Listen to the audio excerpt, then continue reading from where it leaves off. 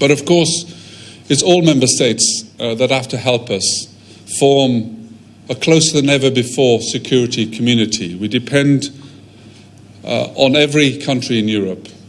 In fact, even beyond the European Union, Europol has cooperation agreements with over 20 other countries. The United States is one of the most active partners at Europol today. And it's only by building this stronger, more global security community can we begin to deal with these more complex and aggressive security challenges that Europe faces today. Now, of course, the United Kingdom is one of those important partners, one of the most important.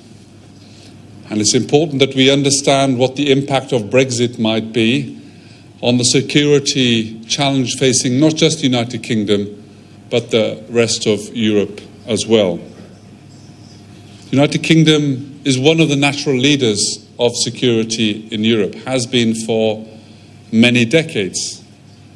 And we see that reflected in Europol today, how the intelligence sharing, the intelligence-led culture and systems of Europol very much relate to the experience from the United Kingdom.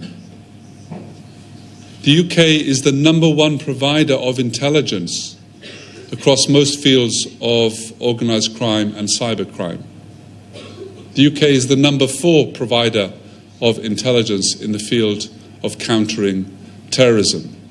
So this is a very important member state in our European efforts to fight these threats today. There are, of course, you'll hear from my partners, other examples of how deeply embedded the United Kingdom is in the police cooperation systems of the European Union.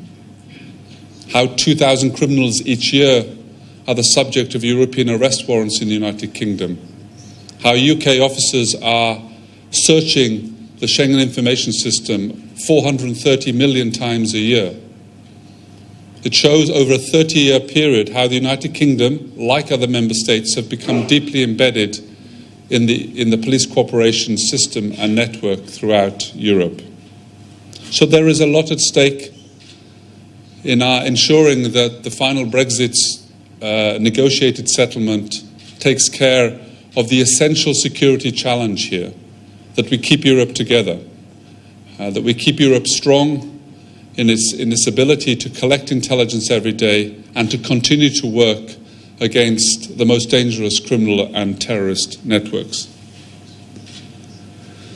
I'm encouraged, of course, that those involved in these negotiations, I think, understand this essential point. The security does have a special feature in the Brexit negotiations. We heard the Prime Minister Theresa May making this unconditional guarantee that the UK will continue to support the security interests of Europe.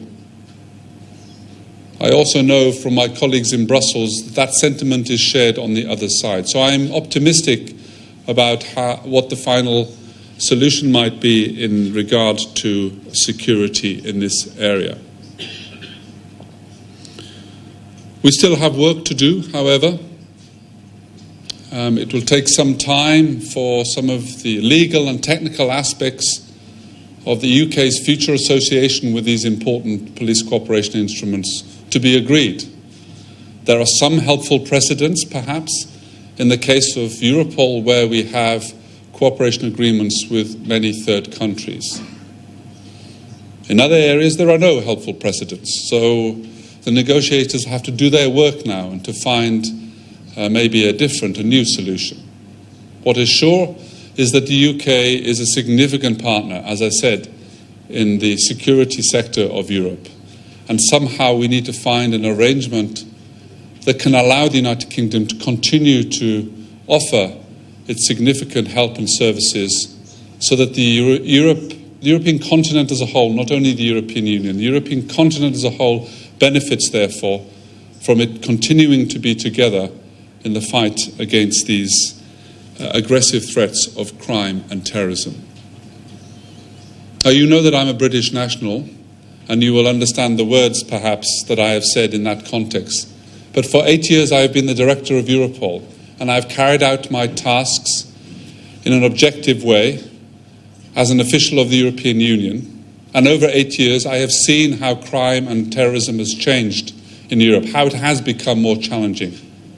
And I've seen more than anything else how our network has grown by 4 times, 5 times the amount.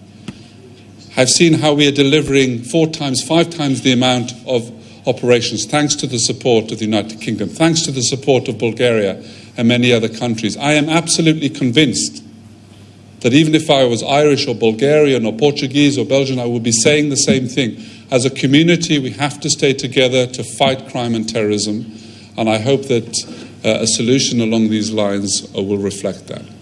Thank you.